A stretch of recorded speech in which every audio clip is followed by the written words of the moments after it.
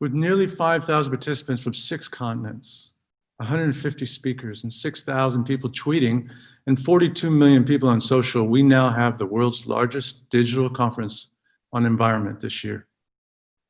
And we're all here for one reason: to figure out how to build back a better world than we knew 4 months ago.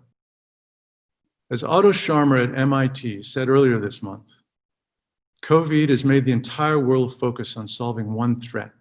It's something I've never seen before, and probably many of us have not. And what did we see? We saw a global economy collapse like a house of cards. 200 million people lose their jobs, and 1 billion or maybe more lose their livelihoods. We saw millions of tons of produce thrown away and supply chains break.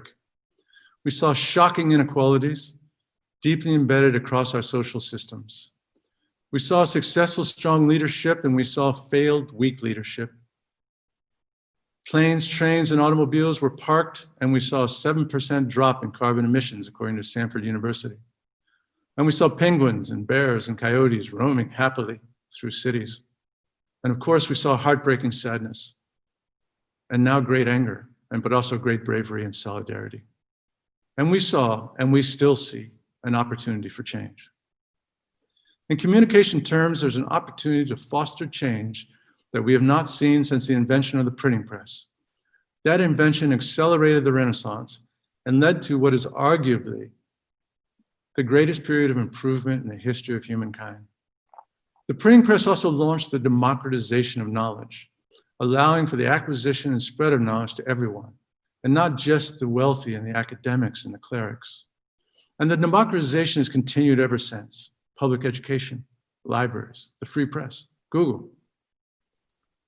Enter the great and late economist Elinor Ostrom.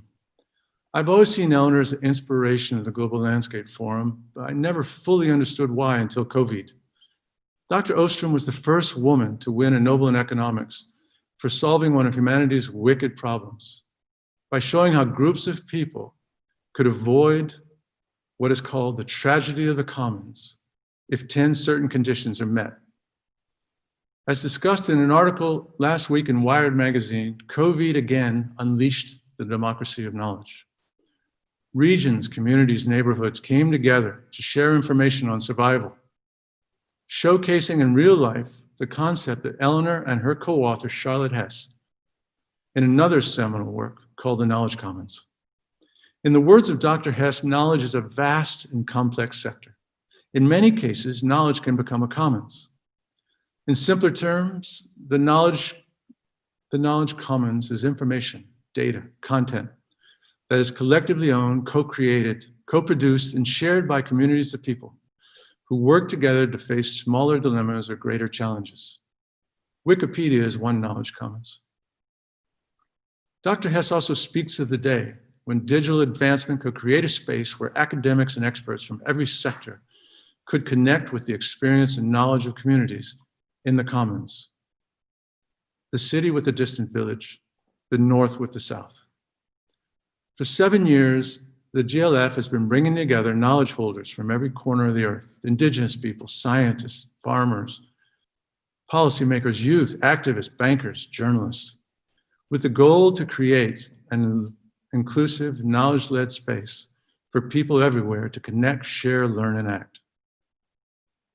I believe now, after this conference, that GLF is becoming a digital knowledge commons, with more sources, more numbers, more voices, more access, more transparency, more perspectives, and less misinformation. We can, together with our collective wisdom, turn our focus to solving any current and future challenge in any landscape anywhere in the world. Climate crisis, tenure rights, palm oil, peatlands conversion, unsustainable supply chains, sustainable investment, restoration, biodiversity loss, and by so doing, future pandemics. But what about the 3 billion people who do not yet have access to the internet?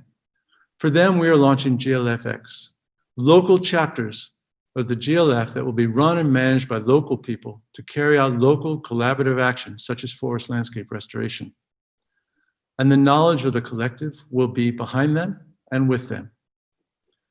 Digital knowledge commons have the potential to become a global system disruptor, a game changer no less powerful than the printing press. And GLF, inspired by Ostrom and Hess, can lead that disruption to create a global landscape that is more productive, more prosperous, more equitable, and more resilient for people and the planet. Together, we can solve the tragedy of the commons. And we know what that looks like now. Thank you.